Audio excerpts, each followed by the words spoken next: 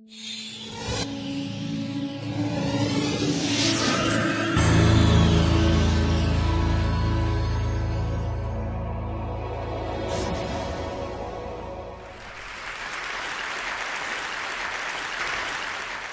going to speak today about the relationship between science and human values. Now, it's generally understood that questions of morality, questions of good and evil and right and wrong, are questions about which science officially has no opinion. It's thought that science can help us get what we value, but it can never tell us what we ought to value. And consequently, most people, I think most people probably here, think that science will never answer the most important questions in human life. Questions like, what is worth living for? What is worth dying for? What constitutes a good life? So I'm going to argue that this is an illusion, that the separation between science and human values is an illusion, and actually quite a dangerous one at this point in human history.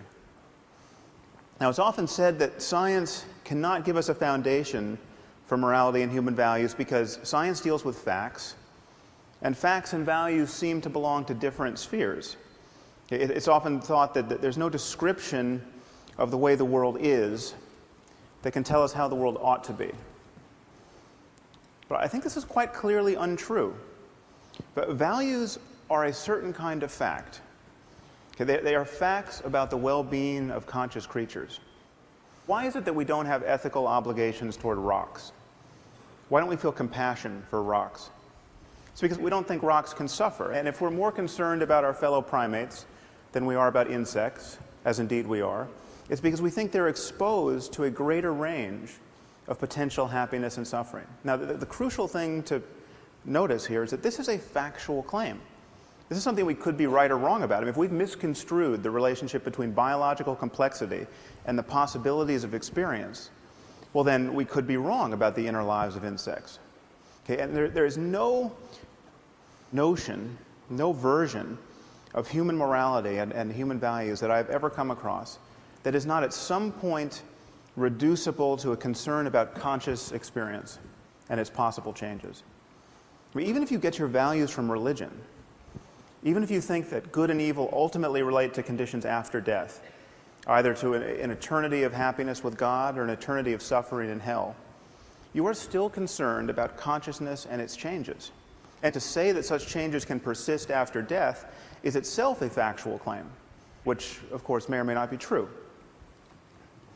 Now, to speak about the conditions of well-being in this life for human beings, we know that there's a continuum of such facts. We know that it's possible to live in a failed state, where everything that can go wrong does go wrong, where mothers cannot feed their children, where strangers cannot find the basis for peaceful collaboration, where people are murdered indiscriminately. And we know that it's possible to move along this continuum towards something quite a bit more idyllic, I mean, to a place where a conference like this is even conceivable. And we know that there are right and wrong answers to how to move in this space. Would adding cholera to the water be a good idea? Well, probably not. Would it be a good idea for everyone to believe in the evil eye so that when bad things happen to them, they immediately blame their neighbors? Probably not. There are truths to be known about how human communities flourish, whether or not we understand these truths. And morality relates to these truths. So in talking about values, we are talking about facts. Now, of course, our situation in the world can be understood at many levels. There's from the level of the genome on up to the level of economic systems and political arrangements. But if we're going to talk about human well-being, we are of necessity talking about the human brain, because we know that our experience of the world and of ourselves within it is realized in the brain, whatever happens after death. Even if the suicide bomber does get 72 virgins in the afterlife, in this life, his personality, his rather unfortunate personality, is the product of his brain.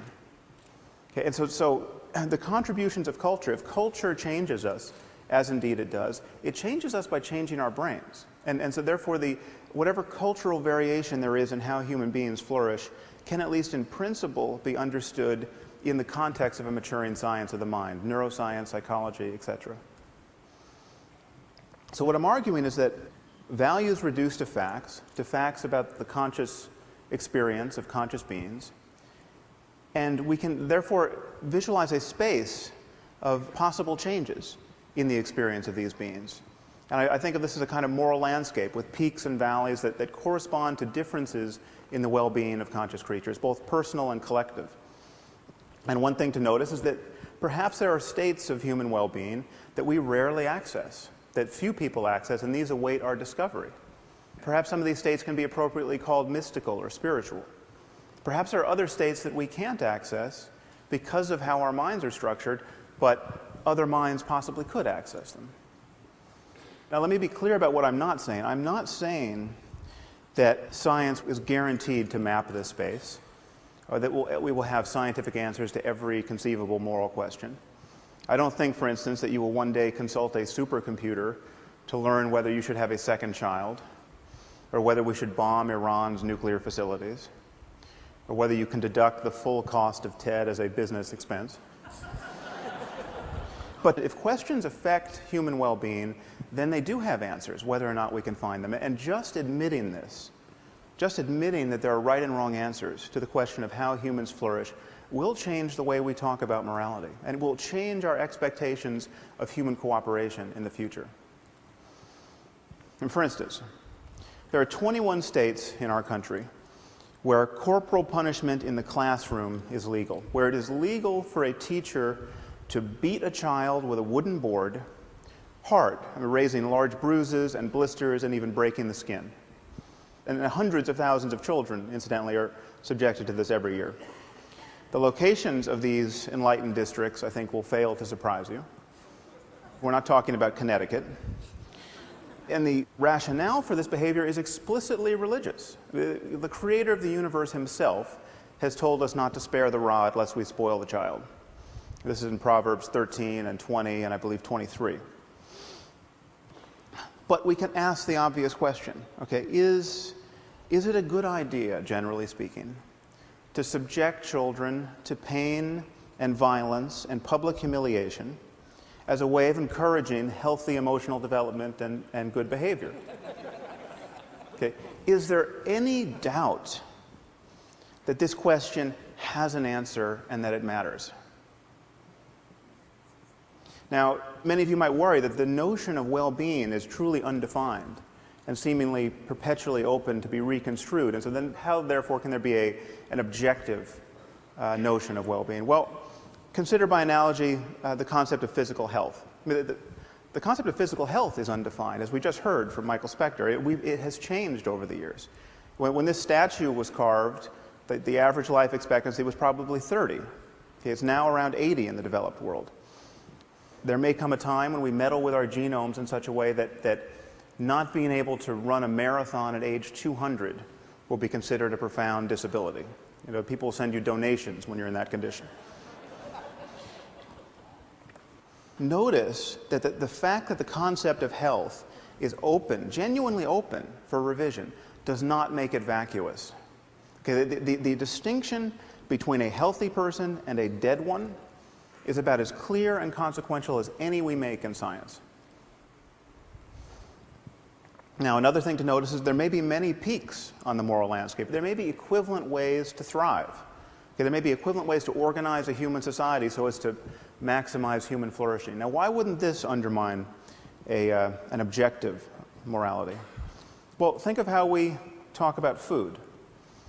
I would never be tempted to argue to you that there must be one right food to eat. There's clearly a range of materials that constitute healthy food. But there's nevertheless a clear distinction between food and poison. Okay, the fact that there are many right answers to the question, what is food, does not tempt us to say that there are no truths to be known about human nutrition. Now, many people worry that a universal morality would require moral precepts that admit of no exceptions. So, for instance, if it's really wrong to lie, it must always be wrong to lie. And if you can find an exception, well, then there's no such thing as moral truth. Now, why would we think this? Consider, by analogy, the game of chess. Now, if you're going to play good chess, a principle like don't lose your queen is very good to follow. Okay, but it clearly admits of exceptions. I mean, there are moments where losing your queen is a brilliant thing to do. There are moments where it's the only good thing you can do. And yet, chess is a domain of perfect objectivity. The fact that there are exceptions here does not change that at all. Now, this brings us to the sorts of moves that people are apt to make in the moral sphere. Okay? Consider the great problem of women's bodies. What to do about them? Well, this is one thing you can do about them. You can cover them up. Now, it is the position, generally speaking, of our intellectual community that, while we might not like this, we might think of this as wrong in Boston or Palo Alto. Who are we to say that the proud denizens of an ancient culture are wrong to force their wives and daughters to live in cloth bags? I mean, who are we to say even that they're wrong to beat them with lengths of steel cable or throw battery acid in their faces if they decline the privilege of being smothered in this way? Okay, well, who are we not to say this? Who are we to pretend that we know so little about human well-being that we have to be non-judgmental about a practice like this? I'm not talking about voluntary wearing of a veil. I mean, women should be able to wear whatever they want, as far as I'm concerned. But what does voluntary mean in a community where, when a girl gets raped, her father's first impulse, rather often, is to murder her out of shame? Just let that fact detonate in your brain for a minute. Your daughter gets raped, and what you want to do is kill her.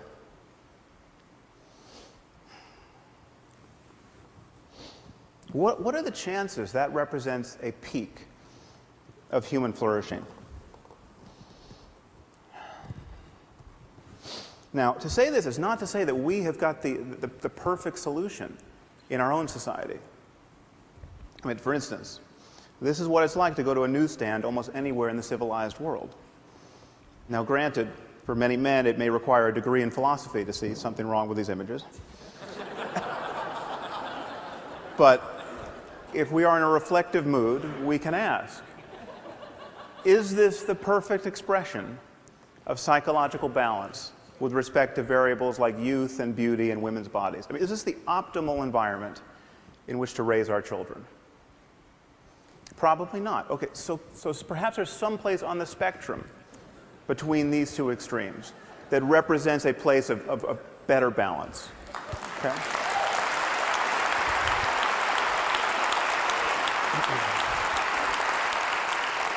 But perhaps there are many such places. I mean, again, given other changes in human culture, there may be many peaks on the moral landscape.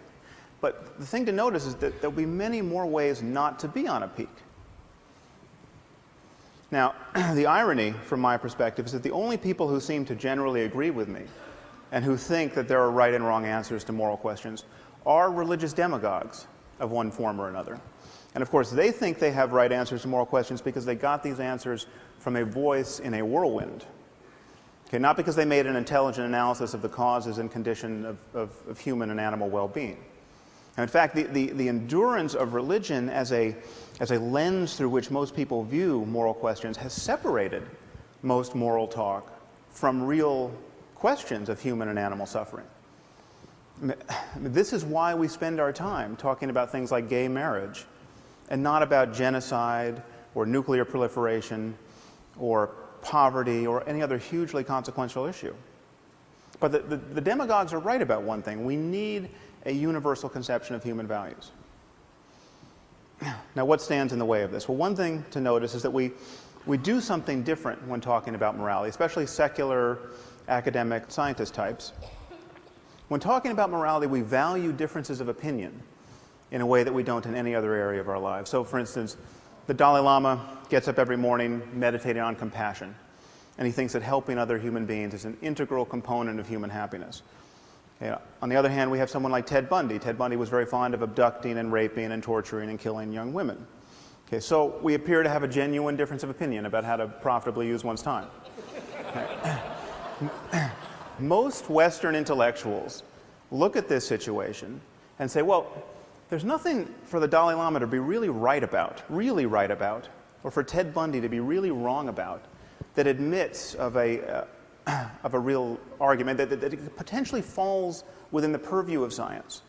Okay, that he likes chocolate, he likes vanilla. There's nothing that one should be able to say to the other that should persuade the other. Now notice that we don't do this in science. On the left you have Edward Witten. He's a string theorist. If you ask the smartest physicists around, who's the smartest physicist around, in my experience, half of them will say Ed Witten. The other half will tell you they don't like the question.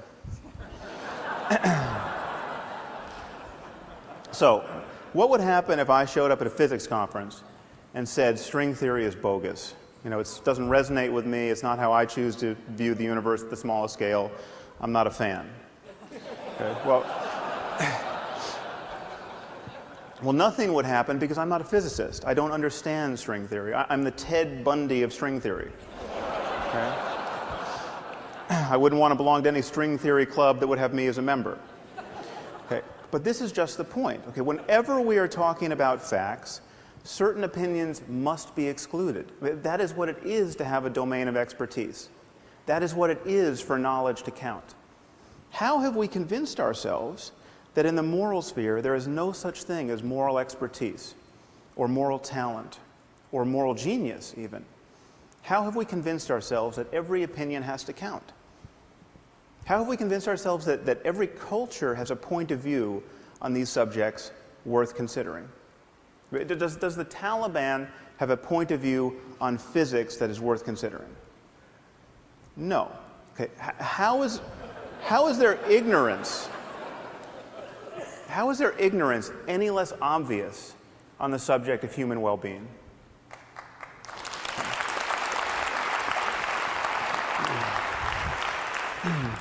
So this, I think, is what the world needs now. It needs people like ourselves to admit that there are right and wrong answers to questions of human flourishing. And morality relates to that domain of facts. It is possible for individuals, and even for whole cultures, to care about the wrong things. Which is to say, it's possible for them to have beliefs and desires that reliably lead to needless human suffering. Just admitting this will transform our discourse about morality. Okay, we live in a world in which the boundaries between nations mean less and less, and they will one day mean nothing. We live in a world filled with destructive technology, and this technology cannot be uninvented. It will always be easier to break things than to fix them. Okay, it seems to me, therefore, patently obvious that we can no more respect and tolerate vast differences in notions of human well-being than we can respect or tolerate vast differences in the notions about how disease spreads, or in the safety standards of buildings and airplanes. We simply must converge on the answers we give to the most important questions in human life. And to do that, we have to admit that these questions have answers. Thank you very much.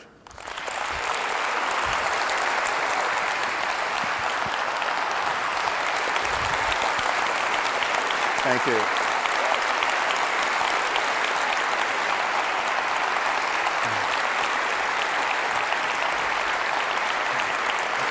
I've got a question. Sure. So, some combustible material there. Yeah. Whether in this audience or people elsewhere in the world hearing some of this may well be doing the screaming with rage thing after as well, some of them. Language seems to me is really important here. When you're talking about the veil, you're talking about women dressed in cloth bags. I've lived in the Muslim world, spoken with a lot of Muslim women, and some of them would say something else. They would say, no, this is a celebration of female specialness. It helps build that, and it's an expression, it's a result of the fact that, and this is arguably a sophisticated psychological view, that male lust is not to be trusted. Right. I mean, can you engage in a conversation with that kind of woman without seeing kind of cultural imperialist? Yeah, well, I think I tried to broach this in a sentence watching the clock ticking, but the question is, what is voluntary in a context where men have certain expectations and and you're guaranteed to be treated in a certain way if you don't veil yourself. And so if anyone in this room wanted to wear a veil or a very funny hat or tattoo their faces, I mean, I think we should be free to voluntarily do whatever we want, but we have to be honest about the constraints that these women are placed under. And so I think we shouldn't be so eager to always take their word for it, especially when it's 120 degrees out and you're wearing a full burqa. A lot of people, want to believe in this concept of moral progress, but can you reconcile that? I think I understood you to say that you could reconcile that with a world that doesn't become one-dimensional, where we Right. all have to think the same. Paint your picture of what, rolling the clock 50 years forward, 100 years forward, how you would like to think of the world, balancing moral progress with richness.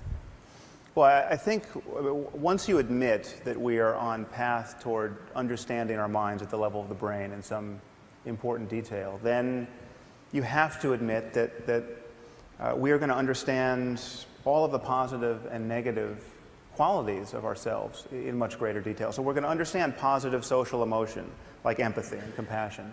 And we're going to understand the factors that encourage it, whether they're genetic, whether they're how people talk to one another, whether they're economic systems. And insofar as we begin to shine light on that, we're inevitably going to converge on that fact space. I mean, so everything is not going to be up for grabs. It's not going to be like, veiling my daughter from birth is just as good as teaching her to be confident and well-educated in the context of men who do desire women.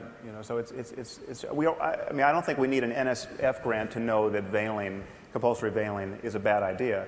But at a certain point, we're going to be able to scan the brains of everyone involved and actually interrogate them. Do people love their daughters just as much in these systems? And I think they're clearly right answers to that. And if the results come out that actually they do, are you prepared to shift your instinctive current judgment on some of these issues? Well, yeah, modulo one obvious fact that you can love someone in the context of a truly delusional belief system, so that you can say, like, because I knew my gay son was going to go to hell if he found a boyfriend, I chopped his head off, and that was the most compassionate thing I can do. If you get all those parts aligned, yes, I think you could probably be feeling the emotion of love. But again, then we have to talk about well-being in a larger context. And it's all of us in this together. It's not one man feeling ecstasy and then blowing himself up on a bus. Sam, this is a conversation I would actually love to continue for hours. We don't have that, but Yeah. maybe another time. Thank you for coming to TED. Really an honor. Thank you. Thank you.